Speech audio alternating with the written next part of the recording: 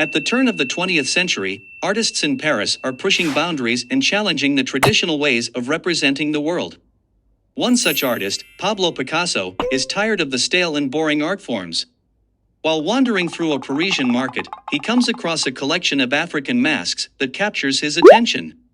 He starts to see the African masks as a new form of artistic expression. He is drawn to their bold lines, geometric shapes, and stylized forms, and begins incorporating these elements into his own work. This leads to the creation of Les Demoiselles d'Avignon in 1907, a painting that marks the departure from traditional representational art and the birth of a new art movement. While Picasso is exploring his style, Georges Braque is working on a series of landscapes with similar ideas. The two artists meet and quickly become close friends, sharing their thoughts and techniques.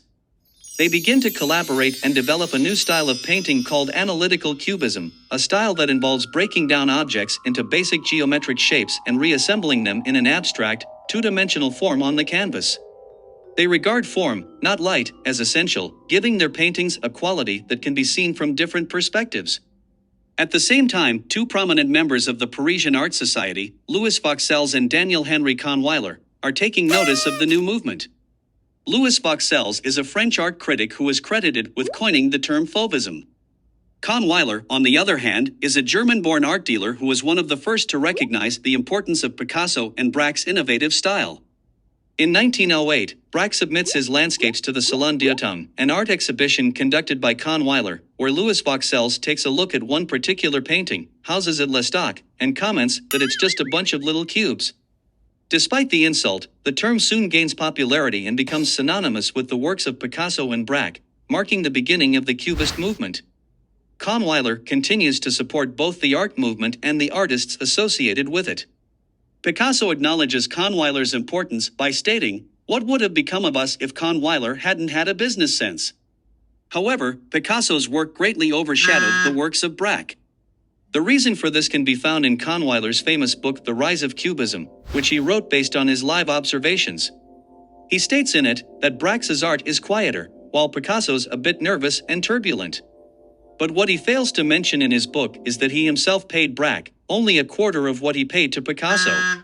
Initially dismissive of the Cubist approach, Louis Vauxelles makes a careful observation and connects Cubism with the post-impressionist artist Paul Cézanne. He writes an article called From Cézanne to Cubism, emphasizing Cézanne's intellectual impact on the movement. Picasso also acknowledges Cézanne's influence on his creation of Cubism later in his career. Cubism becomes one of the most influential art movements of the early 20th century, with Picasso and Braque leading the way. Juan Gris, Jean Metzinger, Pete Mondrian, Fernand Léger, and Paul Klee are a few of the great artists who contribute to the movement. Cubism also has a major impact on subsequent art movements, including Futurism, Constructivism, and Surrealism.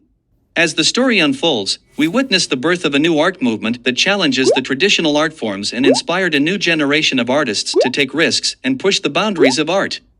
We see the impact of African masks on Picasso, the friendship and collaboration between Picasso and Braque, the recognition of the movement by Louis Vauxelles and Kahnweiler, and the influence of Cézanne on Cubism. The story of Cubism is a story of innovation, collaboration, and the power of imagination.